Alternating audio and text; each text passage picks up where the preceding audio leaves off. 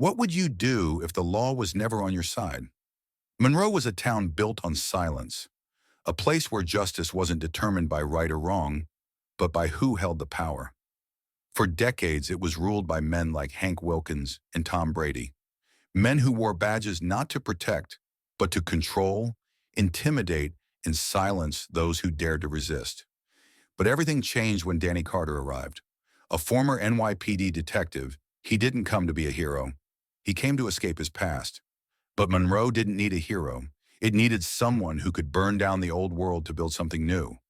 What started as whispers in the shadows turned into a war for the soul of the town. Corruption, power, and blood would decide Monroe's fate, and in the end, only one truth remained. Justice isn't given, it's taken. Will Danny Carter survive the storm? How far will one man go to fight for what's right? And in a town where the law serves the corrupt, who decides justice? Like, share, and subscribe if you believe that some fights are worth the cost. Because in Monroe, justice comes at a price, and not everyone will make it out alive. Welcome to Monroe. Let the battle begin. Danny Carter stepped off the bus into the heavy Mississippi heat, the weight of his past pressing against his chest like the humid air that clung to his skin.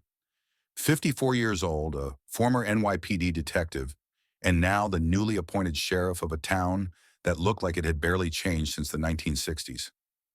As he adjusted his hat and glanced around, he could already feel it, that unspoken hostility that crawled under his skin like an itch he couldn't scratch. The streets were quiet, too quiet for a town this size. People were around, of course.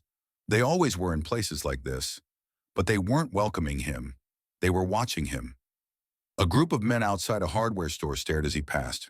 A woman on her porch pulled her child closer as he walked by, and in the reflection of a store window, he caught sight of two police officers standing across the street, their posture rigid, their eyes locked on him. Danny wasn't new to this kind of reception. He had been in law enforcement long enough to know when he was stepping into enemy territory. But this was different. This wasn't just skepticism toward an outsider. This was something deeper, something more insidious. By the time he reached the sheriff's office, he had already figured out who his problems were going to be. Hank Wilkins and Tom Brady, the deputy and the senior officer respectively. Two men who, by the way they carried themselves, clearly ran the department before he arrived. Danny entered the station with a slow, deliberate pace. The air inside was thick with cigarette smoke and stale coffee. Officers barely glanced up as he walked past. Hank was the first to approach him, tall, broad-shouldered, and carrying himself with the arrogance of a man who had never been questioned. He leaned against the doorway to Danny's new office and folded his arms. "Sheriff Carter," he said, voice dripping with feigned politeness, "welcome to our little town." Danny met his gaze, his own expression unreadable. "Glad to be here, Deputy Wilkins. Looking forward to getting to know the team." Hank smirked, a flicker of something dark behind his eyes. "Oh, I'm sure you'll get to know us just fine." Tom Brady, a wiry man with a permanent sneer, chuckled from behind Hank. "Hope you don't scare easy, Sheriff." Danny didn't react. He had spent his entire career dealing with men like them, men who thought power was a birthright, not a responsibility. He simply nodded and stepped into his office, closing the door behind him. He had work to do, and trouble was already waiting for him. Danny Carter wasn't new to tense situations. After more than 3 decades in the NYPD, he had walked through neighborhoods ruled by gangs, investigated crimes in alleyways where even cops feared to tread, and seen corruption seep into the very fabric of the justice system. But what unsettled him the most wasn't open hostility. It was the quietness, the way a town could function under an unspoken set of rules that everyone obeyed without question. And this town felt exactly like that. Deciding to get a feel for the place, Danny made his way to a small diner in the town center late in the afternoon. The establishment had an old-fashioned charm. Worn wooden walls, a small counter with a few bar stools, and a radio playing a slow country tune. The clientele was sparse. A group of older men hunched over coffee in the corner, a couple of young families scattered throughout, and a black man in his 40s sitting alone at the counter, eating his barbecue quietly. As Danny stepped inside, the atmosphere shifted. Conversation stalled. Silverware clinked against plates, and all eyes flickered toward him. It was an instinctual reaction, one he recognized immediately. He had seen it before. Small towns wary of outsiders, places with secrets they didn't want uncovered. He ignored the stares and walked toward the counter, sliding onto a bar stool a few seats away from the black man. The waitress, a woman in her late 50s with tired eyes, hesitated for half a second before approaching.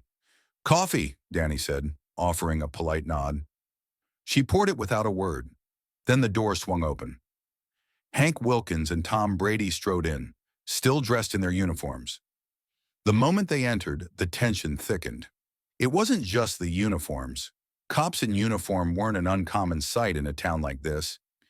It was the way people reacted to them. The group of men in the corner shifted uncomfortably, a couple of them lowering their heads. The waitress stiffened, suddenly preoccupied with wiping down an already clean counter. And the black man at the bar? His whole body went rigid. Danny didn't turn his head, but he watched through the mirror behind the counter as Hank and Tom made their way toward the man. Tom was the first to speak, his voice dripping with condescension. "Well, well, if it ain't Raymond, haven't seen you round much lately." Raymond kept his gaze on his plate, chewing slowly. He didn't respond. Hank leaned against the counter beside him, grinning like a predator that had cornered its prey. "What's the matter? Cat got your tongue?" He clapped a heavy hand on Raymond's shoulder, squeezing just a little too hard. "You're looking real busy tonight. Or maybe you're just lurking again, like usual." Danny watched closely, his grip tightening around his coffee cup. He had no idea who Raymond was, but he had seen this kind of act before. This wasn't just casual bullying. It was an assertion of power, a message. Raymond placed his fork down slowly and finally spoke, his voice measured, careful. "Just eating my dinner, deputy." Tom chuckled. "Oh, sure. Just eating. Like always." Hank's grip on Raymond's shoulder didn't loosen. "You know, Ray, people like you ought to show some gratitude. Not every town lets your kind stick around." Danny had heard enough. He set his cup down with deliberate precision and turned in his seat. "Gentlemen," he said, his voice calm but firm, "you two seem awfully busy tonight." Both men turned toward him, startled for just a fraction of a second before regaining their composure. Tom recovered first, flashing a smirk. "Sheriff Carter," he drawled, "didn't see you there. We were just catching up with our old pal, Ray." Danny met Tom's gaze evenly. "Didn't look like catching up to me. Looked more like harassment." Hank chuckled, shaking his head. "We're just having a conversation. No harm in that, right?" Danny didn't blink. "I've been around long enough to know the difference between a conversation and a warning." He let the words hang for a moment before adding, "And I don't take kindly to warnings." Tom's smirk wavered. For a moment, the diner was silent.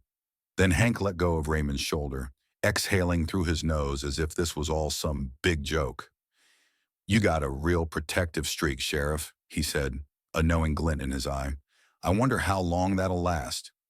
Danny didn't move. He simply stared at them, his gaze cold and unreadable. Tom clicked his tongue. "Well, we'll let you get back to your coffee. Come on, Hank." They turned and walked toward the door, but before leaving, Hank paused, glancing back at Danny. A slow smirk curled on his lips. "You know, Sheriff, strangers don't tend to stay here long." Danny took a sip of his coffee, unshaken. "Guess I'll have to break the trend." The door shut behind them, leaving the diner in a tense silence. Danny turned back to his coffee, his mind already working. This was no simple small-town power play. This was something deeper, more organized. He looked over at Raymond. "You okay?" Raymond nodded, though his expression was tense. He hesitated, then spoke quietly. "You shouldn't have stepped in, Sheriff Carter." Danny arched an eyebrow. "Why's that?" Raymond glanced toward the door where Hank and Tom had just exited. His voice was barely above a whisper. "This town ain't like the others." Danny studied him for a long moment, then nodded. "I'm starting to figure that out." Raymond said nothing more. He picked up his fork, resumed eating, and didn't look up again. Danny drained the rest of his coffee, paid his bill, and stepped outside. The air was thick with humidity, the sky darkening with the promise of nightfall. As he walked back toward his office, he felt it again. The eyes, watching, judging. And somewhere in the shadows of that town, he knew trouble was already waiting for him. The sky was still dark, with only the faintest hint of dawn creeping over the horizon, when Danny Carter stepped outside. The air was thick with humidity, the kind that stuck to your skin and made every breath feel heavier. The town was asleep, or at least pretending to be. Danny laced up his running shoes and set off down the winding dirt road that curved around the outskirts. It was quiet out here, too quiet. This wasn't the kind of silence that came with peace. It was the kind that came with watching eyes and whispers in the dark. He had gone about 2 miles when he heard it, the low, deliberate rumble of an engine creeping up behind him. Danny didn't stop running, but his senses sharpened. The car wasn't passing through. It was following him. He glanced back. A black and white police cruiser. He exhaled through his nose. So it begins. The car pulled ahead of him, then swerved abruptly, blocking his path. The tires crunched against the gravel, dust curling into the air like smoke from a fire. The movement was intentional, calculated. Danny stopped, breathing steady, watching as the doors swung open. Hank Wilkins stepped out first, his uniform pressed crisp, his belt slung low over his hips like a cowboy in an old western. Tom Brady followed, stretching lazily, a smirk already forming on his thin lips. Danny didn't move. He had seen this before. He had lived it before. The two men stood there, arms folded, eyes scanning him with that same look he had seen 1,000 times before. The look of men who didn't believe he belonged. "Now look at this," Hank drawled, squinting up at the sky like he had just witnessed something amusing. "Didn't know they let your kind run loose so early in the morning," Tom snorted. "Yeah, but then again, they do say old habits die hard." He tilted his head, mock curiosity playing on his face. "That what this is, Carter? Some old New York routine? Or you just trying to make yourself feel like you fit in?" Danny's expression didn't change. He had spent his entire life dealing with men like them, men who mistook their ignorance for authority. "Didn't realize morning runs needed permission," Danny said evenly. Hank grinned, shaking his head. "See, that's your problem right there. You think this town is like your big old city. Think you can just go around doing whatever you want." He stepped closer, looking Danny up and down. "Thing is, we got rules around here. And you ain't from around here." Danny held his ground. "I'm the sheriff. That makes me as much a part of this town as you." Tom let out a sharp laugh. "Oh, that's rich. You, sheriff." He shook his head, glancing at Hank. "Ain't that something, Hank? A man like him, thinking he can be in charge of a place like this." Hank clicked his tongue. "Yeah, funny how things work these days." He leaned in slightly, voice dropping to something colder. "See, back in the day, a fella like you wouldn't even dream of standing where you're standing now. Hell, you wouldn't even be allowed on this side of town." Tom smirked, nodding in agreement. "Yeah, it used to be a real nice place." Danny knew what this was. They weren't just trying to intimidate him. They wanted to humiliate him, to remind him that no matter what badge he wore, to them, he would always be an outsider.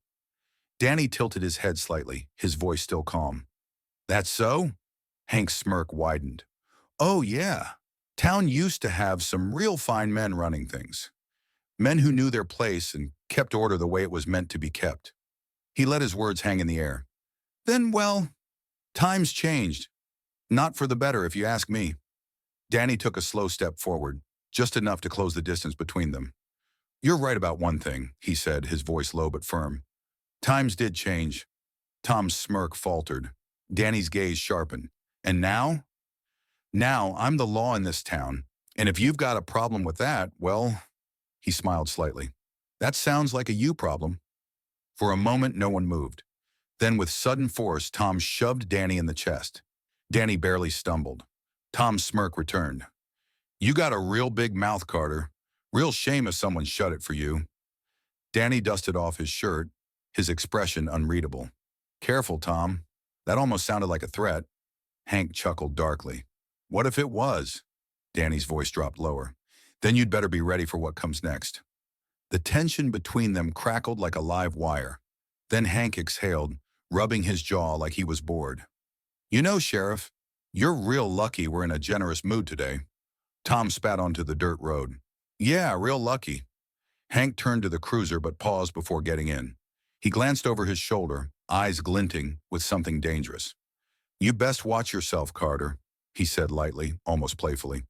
Strangers don't tend to last long round here. Danny didn't blink. Then I guess I'll just have to outlast you. Hank's expression flickered. Then without another word, they got into the car and drove off, the engine kicking up a cloud of dust as they disappeared down the road. Danny stood still for a moment, rolling his shoulders, exhaling slowly. They had come here expecting to break him down, to remind him of his place. Instead, all they had done was make one thing very clear. This wasn't just about enforcing the law anymore.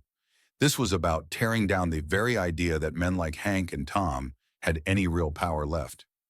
Danny turned back toward town, his pace steady, his heartbeat calm. They wanted a fight? Then they had just picked the wrong damn man. Danny Carter walked back into town as the sun climbed higher, baking the cracked asphalt beneath his boots. Sweat dampened the collar of his shirt, but the heat wasn't what bothered him. It was the eyes. They were watching him. Not in the way people looked at a new sheriff, not with curiosity or mild interest. No, this was something else. Whispers rippled through the air like the rustling of dry leaves. Glances flickered toward him, some cautious, some measuring. A group of older men stood outside the hardware store, arms crossed, staring. Across the street, a woman pulled her child closer, whispering something under her breath. Danny didn't need to hear what she said. He already knew. Hank and Tom had started their work. They weren't just after him. They were poisoning the town against him. He kept walking, passing a group of older women sitting on a bench near the town's small fountain. Their conversation ceased the moment he neared. One of them, a frail woman with silver hair and sharp eyes, pursed her lips, shaking her head ever so slightly. Judgment. Danny didn't stop, but he understood exactly what was happening. Hank and Tom didn't just want him gone. They wanted the town to reject him. They were making him into a joke, a mistake, a man out of place in a town that had already decided he didn't belong. Danny exhaled slowly. They weren't done with him yet, and the only question was, when would they strike next? He didn't have to wait long. By noon, the sun hung like a burning weight over the town, the air thick and stagnant. The slow whir of the ceiling fans in the cafe barely stirred the heat. Everything felt too still, like the quiet before a storm. And then they arrived. Danny had just stepped outside the sheriff's office, heading toward the diner, when he spotted them. Hank Wilkins and Tom Brady. They stood in the middle of the town square, right in front of the county courthouse, arms crossed, waiting. But they weren't alone. A small crowd had gathered, not an official event, but an undeniable spectacle. Some people pretended to be going about their business, but their steps had slowed. Others stood outright, watching with open interest. A few exchanged knowing glances, smirks forming at the corners of their mouths. Danny stopped in his tracks. This was a trap. Hank waved, smiling like an old friend. Well, Sheriff Carter, fancy seeing you out and about. Danny kept his face neutral. This wasn't a greeting. This was a stage. Hank patted a folded piece of paper against his palm. We were just about to drop by your office, but I guess this saves us the trouble. Danny met his gaze evenly. What do you need? Hank flipped open the paper, holding it up like an announcement. Administrative inspection. Danny blinked once, slow and measured. An inspection? Tom nodded, his smirk widening. That's right. Got to make sure our new sheriff is in compliance with town policy. Somewhere in the crowd, someone laughed. Danny exhaled slowly. He knew exactly what this was. Hank and Tom weren't here to conduct an inspection. They were here to break him, to strip him down in front of the town, to send a message. Hank tilted his head. I'd hate to think our sheriff has something to hide. Danny looked at the crowd. Some of them were waiting for him to fight back. Some wanted him to lose control. If he fought back, he lost. If he resisted in front of the town, he became the problem. And Hank and Tom knew that. Danny's pulse was steady as he answered. Go ahead. For the first time, Hank hesitated. Danny wasn't reacting the way he had expected, but the deputy recovered quickly. Well, ain't that polite of you, Hank said, stepping forward. Tom approached Danny and the search began. It was deliberate, rougher than it needed to be. Tom's hands shoved against Danny's chest harder than necessary, his fingers pressing into his back with force meant to humiliate rather than inspect. Danny stood still, and then Tom did exactly what Danny had known he would do. He ripped Danny's badge from his belt and let it drop onto the ground. The sharp clatter of metal hitting pavement rang through the square. A few people in the crowd laughed. Others turned their faces away, unwilling to watch, but not willing to step in. Danny clenched his jaw. Tom crouched, picking up the badge, rolling it between his fingers like a trinket. He studied it for a moment, then turned to Hank. "You know, Hank," he mused, voice thick with mock curiosity, "this just don't look right." Hank stroked his chin, pretending to think. "Yeah? What's wrong with it?" Tom turned the badge over, then glanced up at Danny with a slow, cruel grin. "This here's a white man's badge." He tossed it onto the ground. "And no matter how many times you pin it on, Carter, it ain't never gonna fit." The laughter grew louder. Danny inhaled slowly, steadying himself. But he didn't look down at the badge. He looked up, right into Tom's eyes. And then he did something that shut the entire square down. He smiled. Not a forced smile, not a friendly one. A cold, knowing smile. The kind of smile that made hardened criminals step back. For the first time, Tom's smirk flickered. Danny bent down slowly. He picked up the badge, brushed off the dust, and clipped it back onto his belt with deliberate precision. Then he stepped forward. Tom took an instinctive step back. Danny's voice was low, dangerously low. "That day is coming." Tom frowned. "What?" Danny's smile didn't falter. "The day I take your badge the way you just tried to take mine." Tom's mouth opened, but no words came out. Hank's fingers twitched at his side. Danny took another step forward. "And when that day comes?" His voice was almost a whisper, but it cut through the silence like a blade. "I'll make sure this whole damn town watches." No one laughed now. No one moved. The tension in the air was thick, suffocating. Danny let the silence stretch before finally turning. He walked away, badge still clipped to his belt, back still straight. The eyes on him burned. Hank and Tom stood frozen in place. They had set a trap for him today, but all they had done was make him stronger. And this fight, it was only just beginning. The air was thick that evening, not just with heat, though the Mississippi humidity still clung to every surface like a second skin. No, this was something else. A tension, a slow, burning pressure just waiting to ignite. Danny Carter could feel it in the way people looked at him as he walked through town. Earlier that day, Hank and Tom had put on their little show. They had tried to humiliate him, to break him in front of the town, and they had failed. But men like them didn't take failure well. Danny had spent too many years dealing with cowards in uniform, men who only felt powerful when they had someone to step on, and he knew what came next. The game wasn't over. It was just changing. The usual murmur of small-town chatter had dimmed. Conversations paused when he entered. A few people glanced his way, then quickly looked away, pretending to be engrossed in their coffee or their food. Danny ignored them. He walked to the counter, nodding at Maria Lopez, the owner and part-time journalist who ran the Monroe Gazette, the town's only independent paper. Maria was in her 40s, sharp-eyed and sharper-tongued when she wanted to be. She had seen everything in this town and still had the nerve to write about it. Tonight she studied him carefully, wiping down the counter with slow, deliberate movements. "You all right?" she asked. Danny exhaled, rolling his shoulders.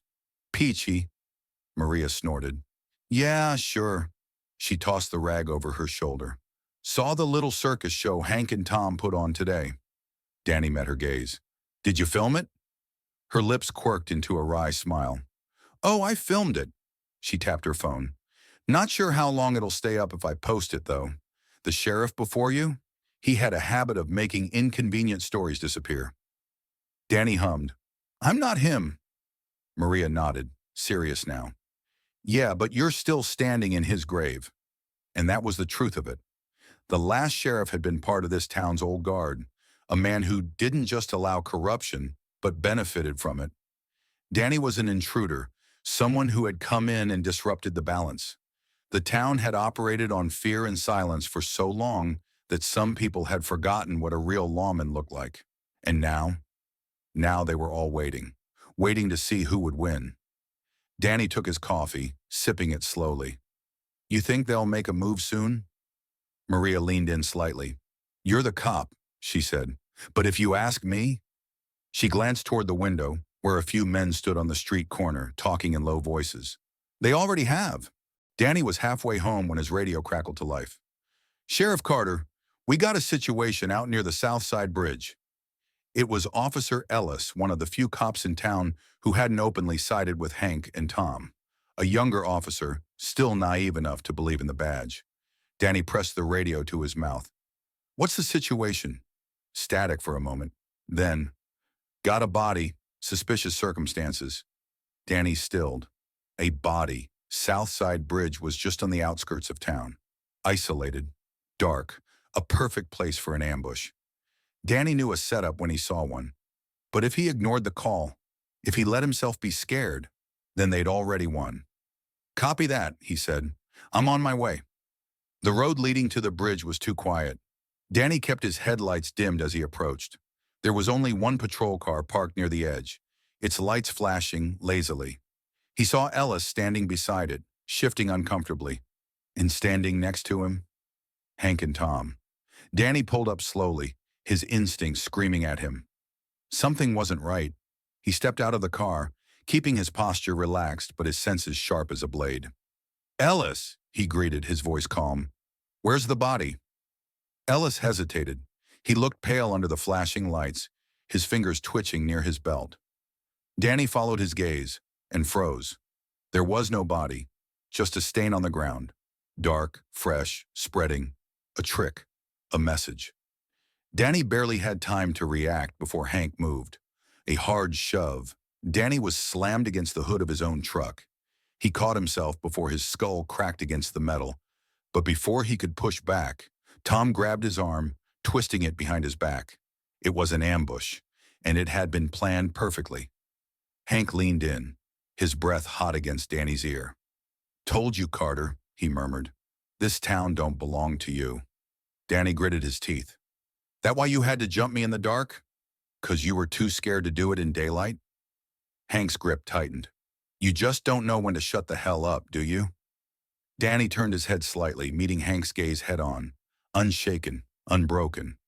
You came at me once in broad daylight, he said, his voice cold, steady, and I walked away. Hank's eyes darkened. Danny pushed harder. Now you're crawling in the dark like a coward?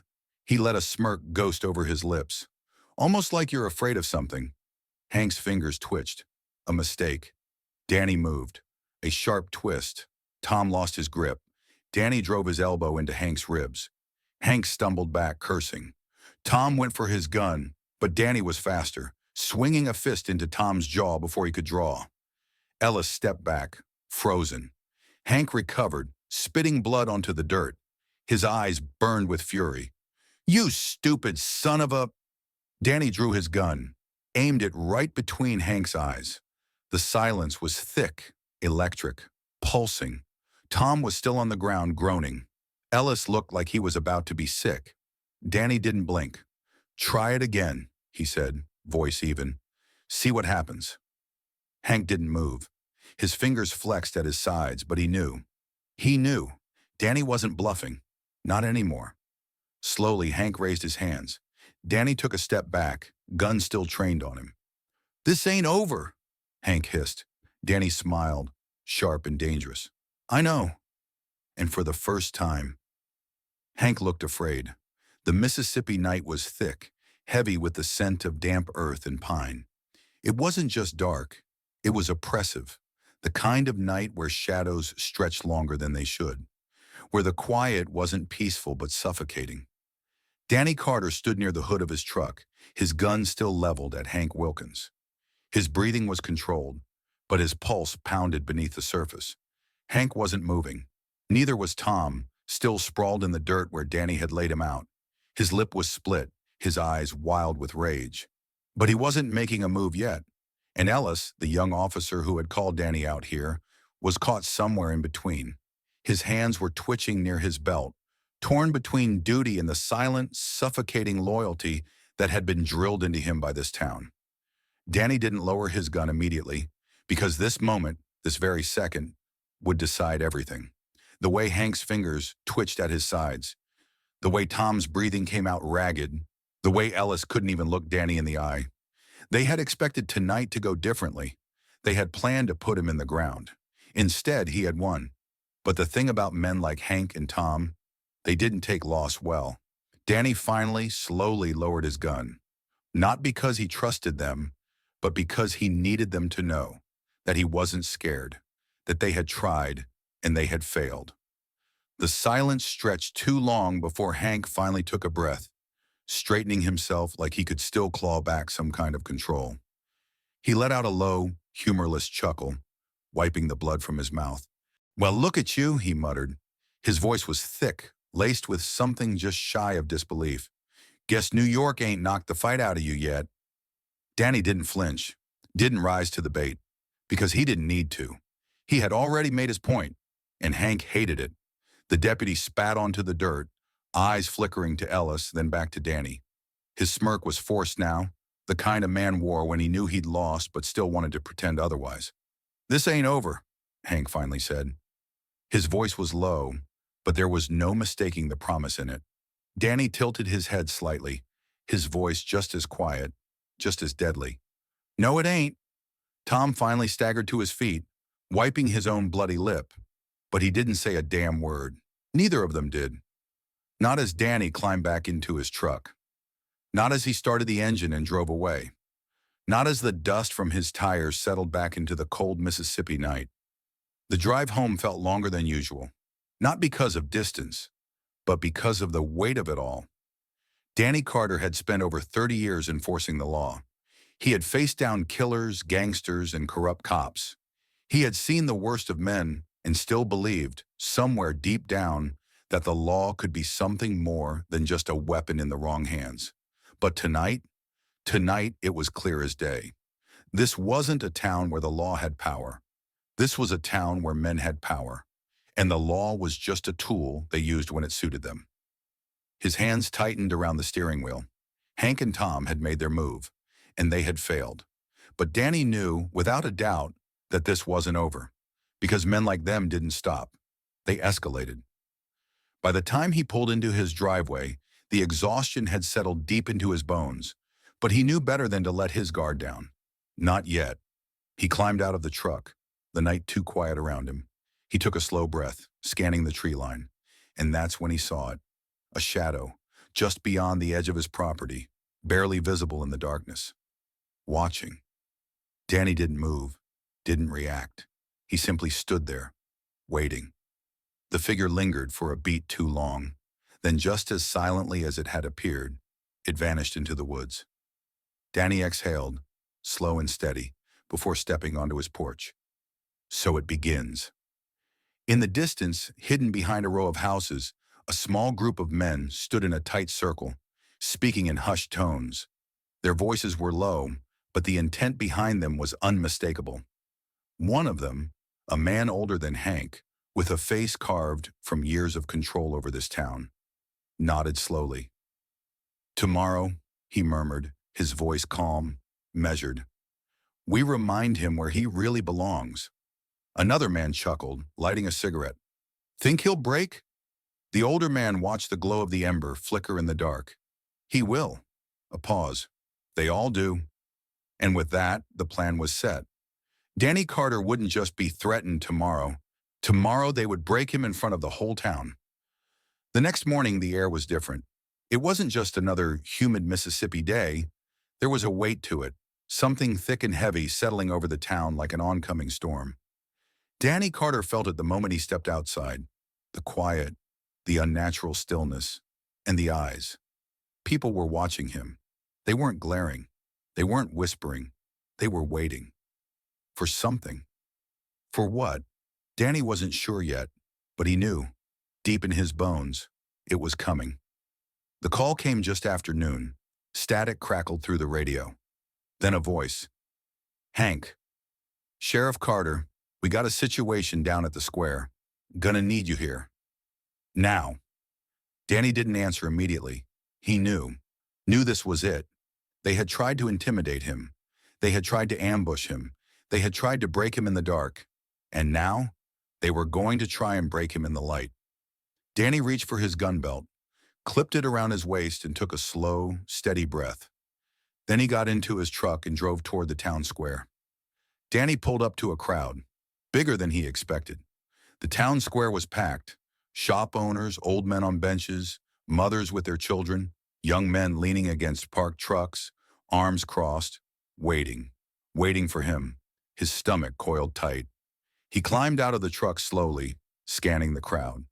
And then he saw them, Hank Wilkins and Tom Brady, standing in the center of the square. And between them was a man, his wrists cuffed behind his back, his face bruised, swollen, and blood, fresh blood, dripping from a gash above his brow. Danny's gut turned to stone. This wasn't a normal arrest. This was a goddamn performance. Danny moved forward, stepping between clusters of townspeople. The murmuring grew louder as he approached. Tom grinned. "Glad you could make it, Sheriff." Danny stopped, feet planted firm. His voice was low, steady, dangerous. "What is this?" Hank's smirk widened. "Public safety measure. See, we had a little incident last night. Some fella here," he jerked a thumb toward the man, "was seen breaking into a shop down on Main Street." Danny's eyes narrowed. "That's so?" Hank nodded. "Caught him red-handed. Got witnesses and everything." Danny stared at the man in cuffs. He was young, maybe mid-20s. His clothes were dirty, torn, a drifter maybe, or just someone who had already been beaten down one too many times in this town. And more importantly, Danny had never seen him before, which meant this was staged. Danny took a slow step forward. So why the hell is he standing here, bleeding in the middle of town, instead of in a holding cell? Hank sighed theatrically. "Well, see, Sheriff, this town's got a way of handling things." He gestured lazily at the crowd. "Folks like to see justice done, like the good old days." A murmur rippled through the square, some approving, some uneasy. Danny knew exactly what this was. They weren't just showing the town that Hank was still in control. They were baiting Danny, and then they sprung the real trap. Tom pulled out a second pair of cuffs and smiled. "Well, Sheriff, you gonna do your duty, or do we gotta take care of this ourselves?" A cold silence fell over the square. Danny felt his pulse steady. His gaze flickered to the crowd. They were waiting to see what he would do, waiting to see if he would submit. Hank crossed his arms, feigning patience. "What's it gonna be, Carter?" Danny exhaled slowly. Then he stepped forward, calmly, deliberately. He walked right up to Hank and Tom, right between them, right into the space where they wanted him to break. And then, in one slow, measured movement, he extended his hands, wrists together, a challenge. The smirk on Tom's face faltered just slightly. Hank hesitated, just for a moment. Then with a flicker of triumph in his eyes, he grabbed Danny's wrists and snapped the cuffs closed. Gasps rippled through the crowd. Some people cheered, some whispered, some simply watched. Danny stood tall, expression unreadable. But inside he was memorizing every single face in this crowd. He wasn't just going to survive this. He was going to burn this system to the ground. Maria Lopez was already recording. She had been standing off to the side, phone steady in her grip, capturing every second. Danny's arrest, the crowd's reaction, the smugness on Hank's face, and the fear in the eyes of a young black boy standing at the edge of the crowd. Maria's breath caught. She knew what that look meant. It meant he understood what this town did to men like Danny, understood what could happen to him one day. And that was why she hit upload. The video spread like wildfire. By nightfall, it had been shared over 1,000 times. By morning, 10,000. By noon, the national news was calling. The town was splitting apart at the seams. Some called Danny a disgrace. Others called him a hero. And Hank and Tom, they were starting to realize the ground beneath them was crumbling, because the fight was no longer just about Danny Carter. It was about every single person who had been crushed under their boots. And now the world was watching. Dawn broke over Monroe, but it wasn't the peaceful kind of morning where people sipped coffee on their porches and children played in the streets. The town felt different. A heavy, unspoken tension hung in the air, stretching from Main Street to the dirt roads on the outskirts. It clung to the buildings, to the people, to the very ground itself, a town waiting for the next blow to fall. Danny Carter knew that feeling. It was the feeling before a war started. As he walked through town, he could feel the stares, some filled with quiet support, some with hesitation, and some, dark and simmering, seething with hatred. But no one spoke to him, because now it wasn't just about him anymore. It was about what he represented. And the town of Monroe was choosing sides. The Monroe Council Hall was packed, not just with the usual tired old men in dusty suits, but with everyone. Shopkeepers, factory workers, farmers, housewives, students, activists. This wasn't a regular meeting. This was a battlefield.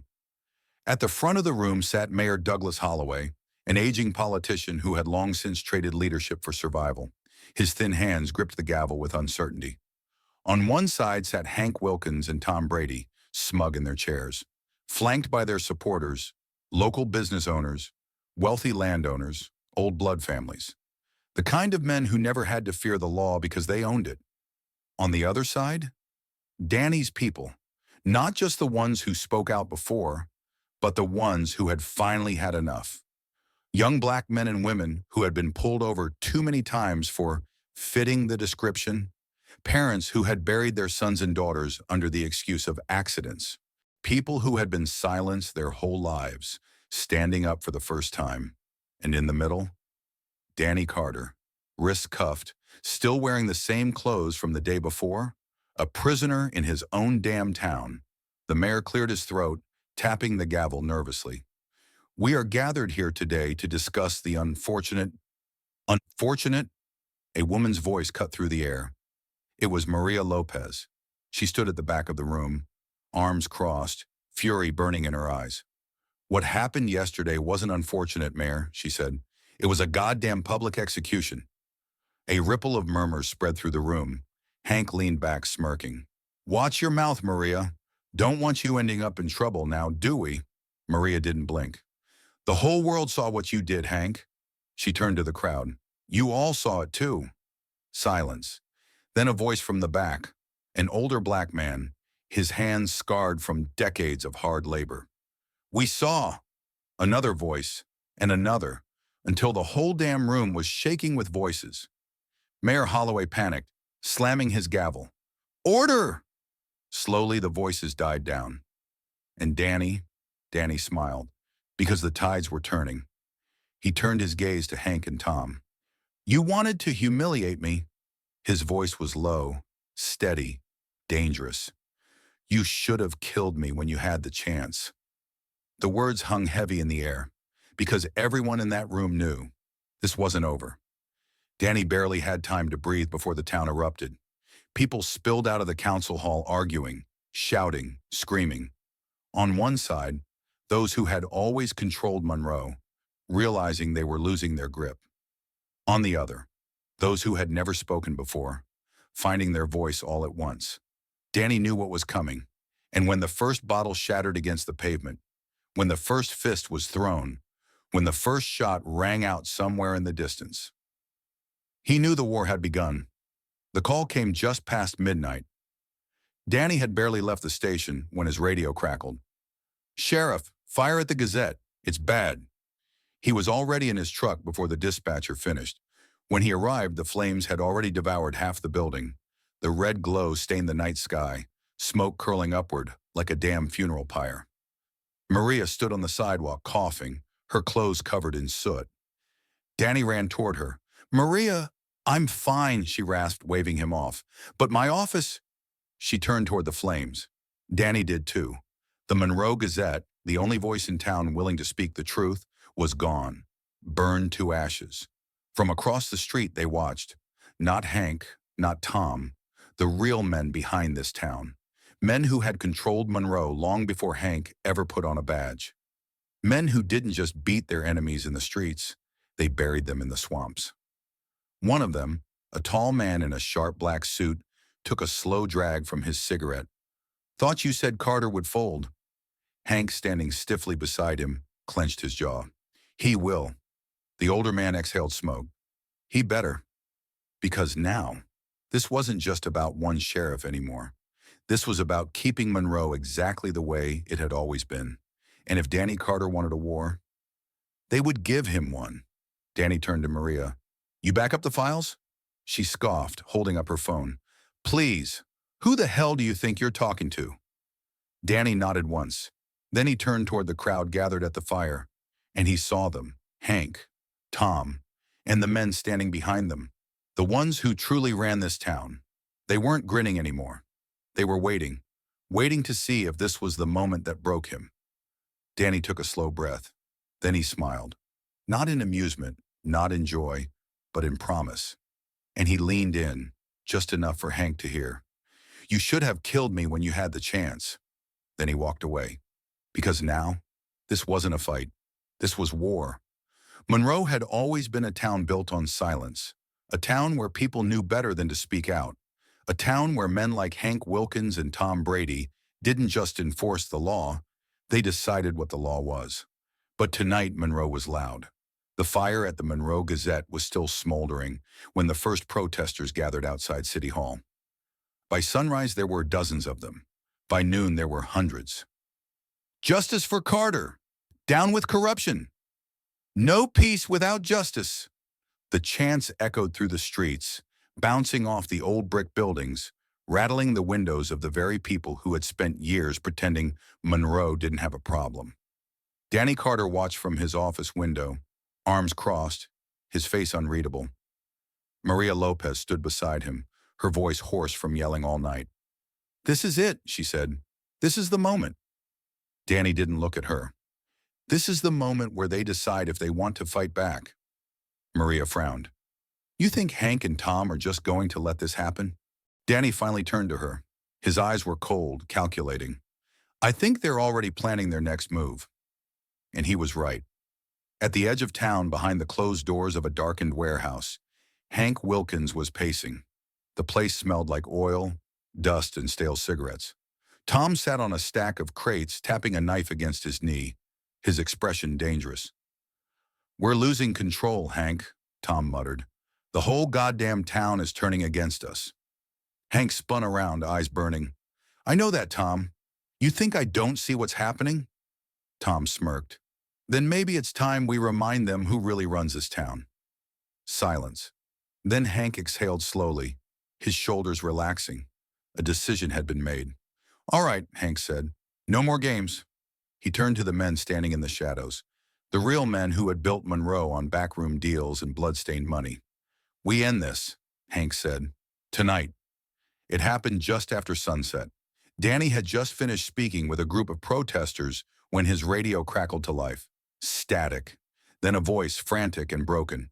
Shots fired! Shots fired at the rally! Officer down! Danny froze. Maria grabbed his arm.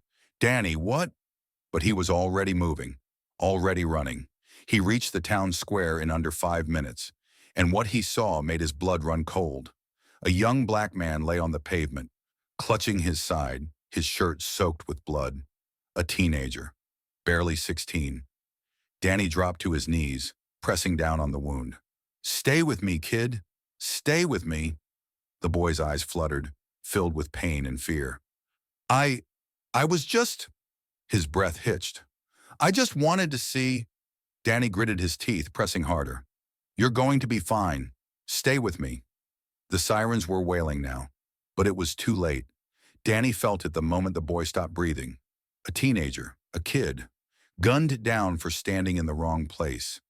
And across the street, Hank Wilkins was watching. Not grinning, not laughing, just watching. Because he knew exactly what he had done. And so did Danny. The news spread like a goddamn wildfire.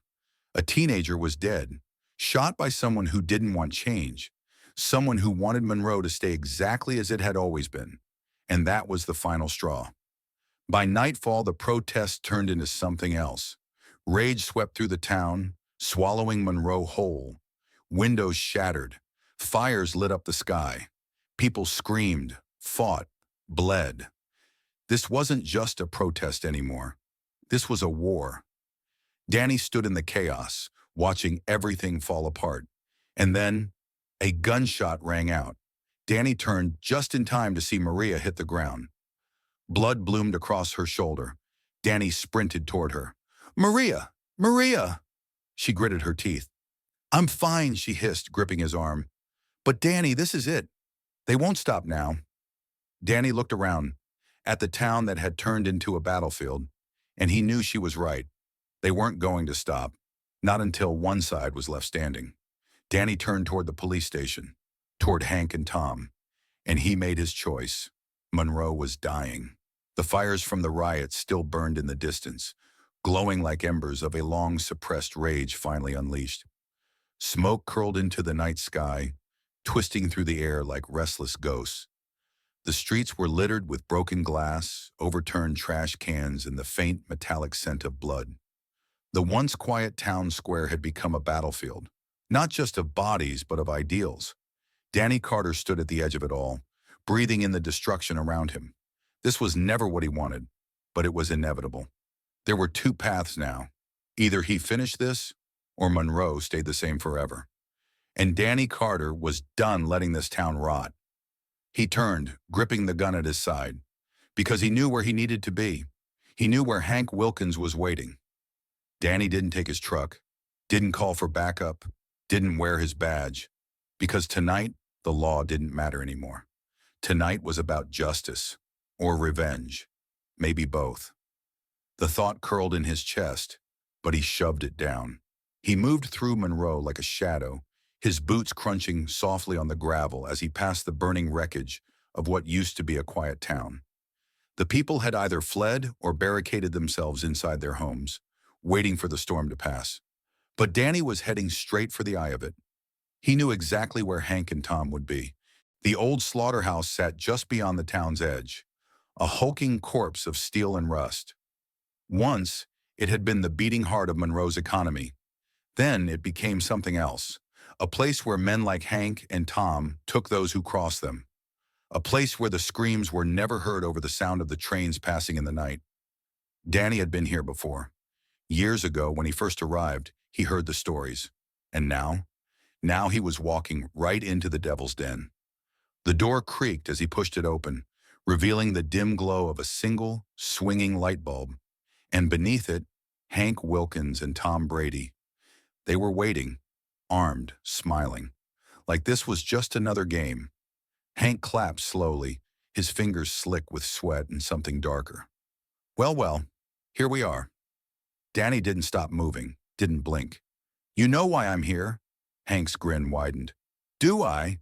He glanced at Tom. "Do we know why he's here?" Tom snorted. "Think he came to beg." Danny's hands tightened at his sides. "You killed that boy." His voice was low, steady. Hank shrugged. "Did I?" Danny's breath came slower now, measured. "Yeah." Hank's smirk didn't fade. "So what, Carter?" "You came to arrest me?" Danny took another step forward, and this time Hank's smile twitched, because he saw it in Danny's eyes. This wasn't a man coming to arrest him. This was a man who had already decided how this would end. Hank's hand inched toward his gun. Danny moved first. The first shot shattered the silence. Danny dived sideways as the bullet tore through the air where he had been standing. He rolled behind an overturned work table as Hank and Tom split up, moving fast, boots scraping against the cold concrete. Another gunshot exploded in the small space. Danny ducked as wood splintered above him. His heartbeat was steady. His breathing was controlled, because he had spent his whole life in moments like this. He heard Tom shift to the left. Danny popped up, fired. The shot hit Tom's side, knocking him backward with a grunt of pain. One down. Now it was just Hank. Danny could hear his footsteps, circling behind the old machinery, using the shadows like a predator. A low chuckle echoed in the dark. "You're getting slow, Carter." Danny didn't answer. Instead, he closed his eyes for a second, listening, feeling. Footsteps. 3 meters to the right. Danny moved without thinking.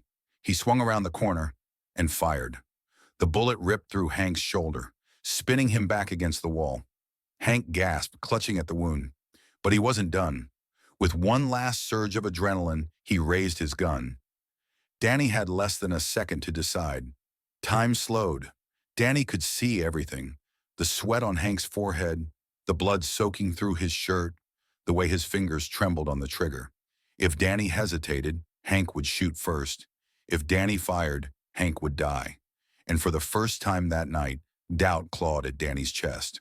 Because this wasn't just about Hank. It was about who Danny Carter was. If he pulled the trigger, did he become one of them? If he didn't, would Hank live to hurt someone else? Would Monroe ever change if Danny showed mercy? Or did justice require blood? Danny exhaled, and he made his choice. Bang! The bullet hit dead center. Hank's body jerked, his gun clattering to the floor. For a second, he just stood there. Then his knees buckled. He slid down the wall, breathing shallow, ragged, weak. Danny stepped forward, towering over him. Hank's eyes flickered up, fearful for the first time.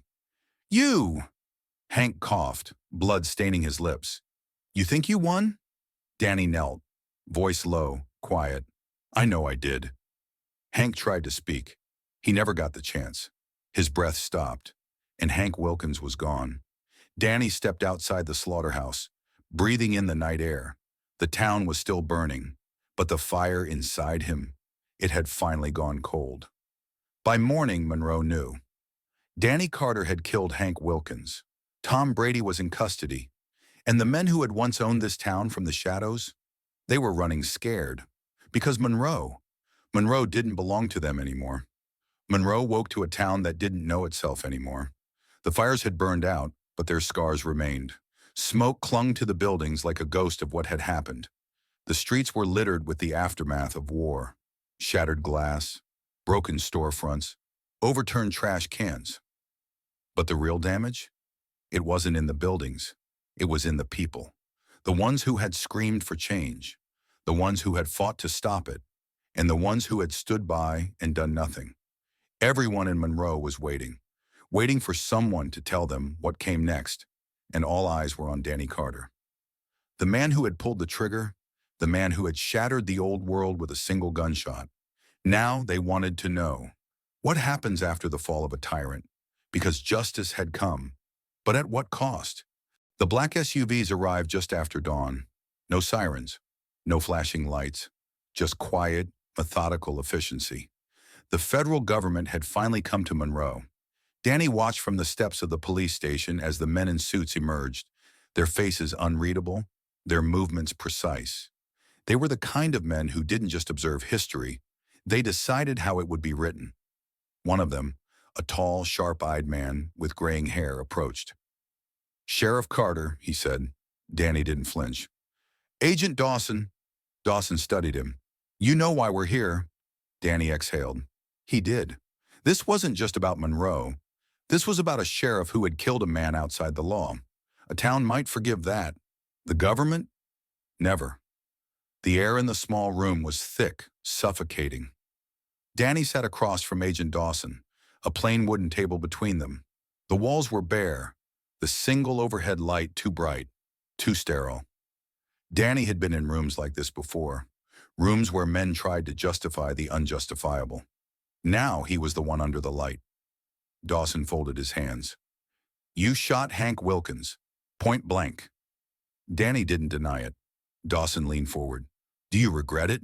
Danny exhaled, rubbing a hand over his face. Did he? He thought about the young boy bleeding out in the street, thought about Maria lying in a hospital bed, fighting for her life, thought about the decades of fear that had ruled Monroe. Regret, number. But something weighed on him all the same. I don't regret stopping him, Danny finally said. I regret that it ever came to that. Dawson studied him, his expression unreadable. So you think killing him was justice? Danny leaned forward, his voice low, steady. No. A pause. Justice would have been him rotting in a cell. Justice would have been him facing the families he tore apart. He exhaled. But justice wasn't an option that night. Dawson's eyes narrowed. What do you mean? Danny's jaw tightened. If I hadn't pulled that trigger, would Monroe still belong to them? Dawson didn't answer, because they both knew the truth. The council chamber was overflowing with people, men and women who had lived their whole lives under the weight of fear, some who still wanted to keep things the way they were, some who wanted to burn it all down, and some, the most dangerous kind, who still didn't know which side they were on. Danny sat in the center of the room, unshackled but not free, because today Monroe wasn't just deciding his fate, it was deciding its own. Mayor Douglas Holloway stood at the podium, his voice shaking as he spoke. The Justice Department has conducted its review of the events surrounding the death of Deputy Hank Wilkins. A murmur rippled through the crowd, some anxious, some angry, some hopeful. The decision has been made that while Sheriff Carter's actions were outside the bounds of the law, the mayor hesitated. Danny didn't move. They were deemed necessary for the immediate safety of Monroe. Silence, then, Maria's voice sharp from the back of the room. So what? He just walks free? The crowd erupted, shouting, accusations, demands. Danny didn't flinch. Instead, he stood, and he spoke. I won't pretend I did everything right. His voice cut through the noise like a blade, quiet but unshakable. But I will tell you this. The crowd stilled.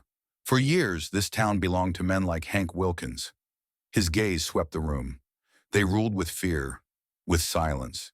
They made you believe that fighting back wasn't worth the cost. A heavy pause. And maybe it wasn't. He let that sink in.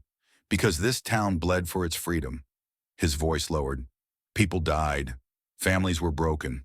The cost was higher than I ever wanted it to be. Another pause. But ask yourselves this. He stepped forward, looking directly at the people who still weren't sure. If Hank Wilkins was still alive today, would you feel safe? Silence. Not a single person answered, because they all knew the truth. Danny walked out of the council hall, the weight of the town's decision settling on his shoulders. He had won.